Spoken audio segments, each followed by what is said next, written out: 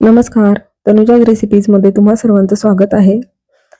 तर आता श्रावण चालू आहे आणि श्रावणी सोमवारी उपवास असतो. मग उपवास सोडण्यासाठी दर सोमवारी काय बनवायचं असा तर प्रश्न असतोच. म्हणून मग म्हटलं तर आज श्रावणी सोमवारसाठी स्पेशल अशा थाळीची रेसिपी टाकावी. तर याआधी तर मी थालीपीठची जी थाळी आहे त्याची रेसिपी शेअर केली आहे. तर आजची पण थाळीचीच रेसिपी आहे. तर व्हिडिओ थोडासा मोठा झालेला आहे कारण सगळ्या रेसिपीजचे व्हिडिओ मी शेअर केलेला आहे. तर अगदी सिंपल अशा रेसिपी झटपट होणाऱ्या आहेत. तर व्हिडिओ शेवटपर्यंत नक्की बघा. तर रेसिपीला सुरुवात करूया. सर्वात आधी कढई छान गरम करून घेतली आहे. त्याच्यामध्ये तेल टाकलेलं आहे. त्यानंतर तेल गरम झालं की जिरे, मोहरी, कढीपत्त्याची पानं आणि त्याच्यानंतर कांदा बारीक चिरलेला आहे, टोमॅटो बारीक चिरलेला आणि कोथिंबीर. तर हे सर्व तेलामध्ये छान असं परतून घ्यायचंय. तर सगळ्यात पहिली जी रेसिपी आहे ना, तर मी फ्लॉवरची सुकी भाजी बनवते. पाणी न घालता अशी छान अशी परतून चमचमीत अशी भाजी बनवते. तर आता हे सर्व जे आहे जिन्नस तर ते छान असे परतून घ्यायचे. तर कांदा आणि टोमॅटो थोडं सॉफ्ट होईपर्यंत आपल्याला छान असं परतून घ्यायचंय. आणि त्याच्यानंतर त्यामध्ये साधारणतः 1 चमचावर लसूण, खोबरं आणि कोथिंबीर त्याची पेस्ट आहे तर ती ऍड केली. ती पण थोडीशी परतून घेतली. त्यानंतर चवीपुरतं मीठ आणि घरी बनवलेला जो कांदा लसूण मसाला आहे तर तो 1 चमचाभर टाकलाय. त्याच्यानंतर हळद, धने पावडर, जिरे पावडर आणि थोडंसं काश्मीरी मिरची पावडर टाकले. आणि आता हे सर्व जे मसाले आहेत ना तर ते छान असे तेलामध्ये परतून घ्यायचे 1-2 मिनिट. आणि त्याच्यानंतर फ्लॉवर आहे बारीक चिरलेला तर तो ऍड केलाय. तर तुम्ही स्वच्छ असं धुवून पाण्यामध्येच ठेवला होता. आणि त्याच्यानंतर आपल्याला तो पण 1-2 ते 3 मिनिट आपल्याला छान असं मसाल्यामध्ये छान मिक्स करून घ्यायचं, परतून घ्यायचं असं. आणि झाकण ठेवून त्याला वाफ द्यायची. आणि आता वाफ देताना गॅसची फ्लेम जी आहे ना ती अगदी बारीक करायची, जेणेकरून फ्लॉवर आहे तर तो खाली करपणार नाही. कारण आपण याच्यामध्ये पाणी अजिबात वापरणार नाहीये. आणि 5 मिनिटानंतर परत एकदा थोडंसं मिक्स करून घेणार आहे. आणि 1-2 मिनिटासाठी आपल्याला ते थोडंसं शिजू द्यायचंय. आणि ते मी शिजण्यासाठी दुसऱ्या गॅसवर ठेवले. आणि त्याच्यानंतर रस्सा भाजी बनवायची. तर मी रस्सा भाजी आज शेवग्याची शेंग बनवणार आहे. तर त्याच्यासाठी कढई छान गरम करून घेतली. लोखंडी कढईत बनवते कारण त्याची टेस्ट खूप छान येते. आणि तेल छान गरम झालं की त्यामध्ये जिरे, मोहरी, कढीपत्त्याची पानं टाकली. आणि हे जे वाटण आहे ना तर हे मी शक्यतो आठवड्याचं बनवून ठेवते बऱ्यापैकी वेळेला. म्हणजे किती घाई गडबड असेल ना तरी आपलं काम अगदी सोपं होतं. आणि हे जे वाटण आहे ह्याच्यामध्ये मी साधारणतः 3-4 कांदे घेतले. ते छान असे भाजून घेतलेत. अगदी ब्राऊन कलर येईपर्यंत चांगले भाजून घेतलेत. त्याच्यानंतर खोबरं भाजून घेतलेलं आहे. थोडीशी बाजरी भाजून घेतली होती. त्यानंतर लसूण, थोडंसं आलं आणि कोथिंबीर. तर ह्याचं वाटण केलं आणि ते परत एकदा मी तेल टाकून त्याच्यामध्ये लाल तिखट, मीठ सगळं टाकून परतून छान असं वाटण करून ठेवलं होतं. आणि कधी किती घाई असेल ना तर हे आपल्याला वाटण अतिशय उपयोगी पडतं. सकाळी जरी आपल्याला अशी ग्रेव्हीची भाजी बनवायची असेल ना तरी पण हे वाटण उपयोगी पडतं. तर ते वाटण साधारणतः 2 चमचे इतकं टाकलं, मोठे 2 चमचे.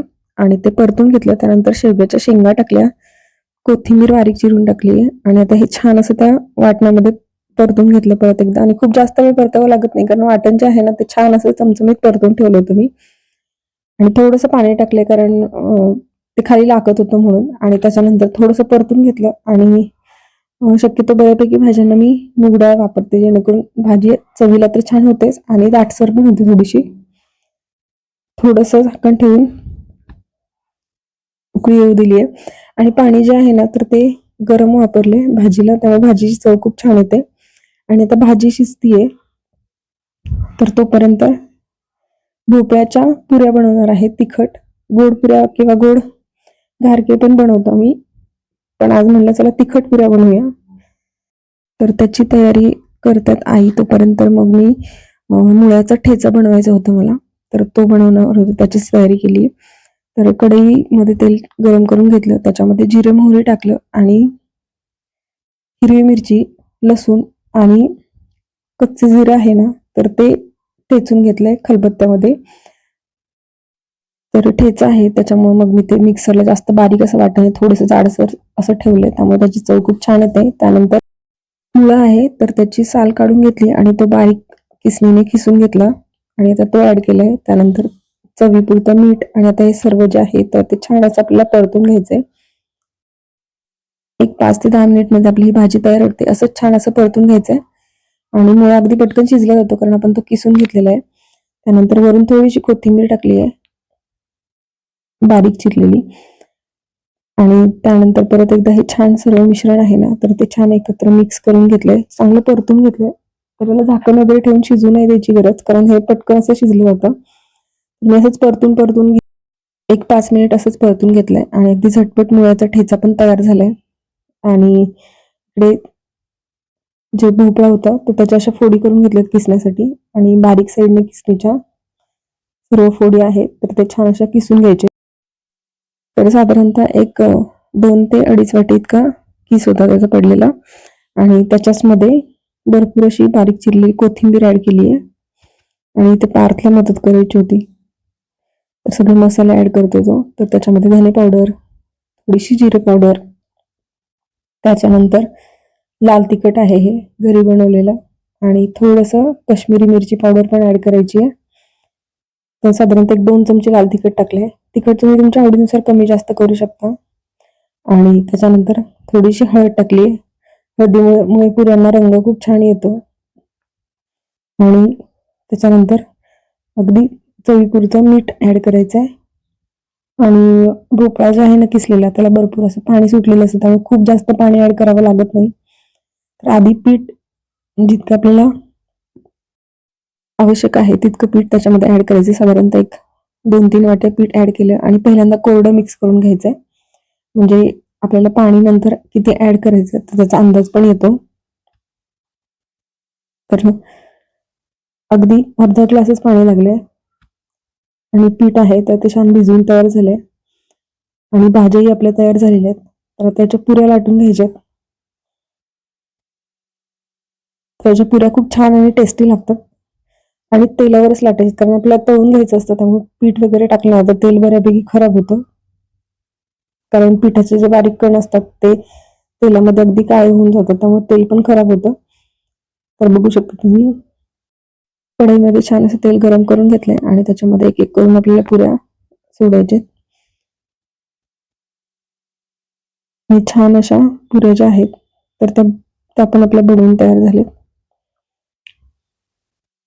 अगदी सिंपल असा आजचा मेनू आहे.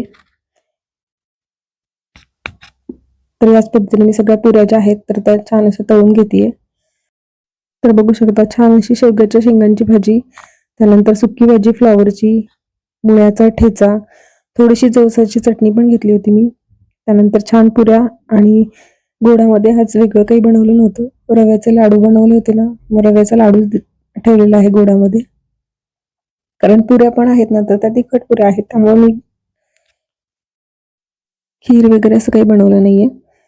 तर अगदी सिंपल आणि भात असा साधा सिंपल असा मेनू आहे आजचा. तर आजची रेसिपी तुम्हाला आवडली असेल तर रेसिपीला नक्की लाईक करा, कमेंट करा, शेअर करा आणि तनुजाच रेसिपीला सबस्क्राईब केलं नसेल तर नक्की सबस्क्राईब करा आणि बेल आयकॉनवर क्लिक करा जेणेकरून येणाऱ्या ज्या नवीन नवीन रेसिपीज आहेत तर त्याचे नोटिफिकेशन तुम्हाला सर्वात आधी मिळतील. तर बघू शकता इतकं छान असा मेनू दिसतोय दिसायला आणि चवीलाही तितकाच भन्नाट झालेला आहे.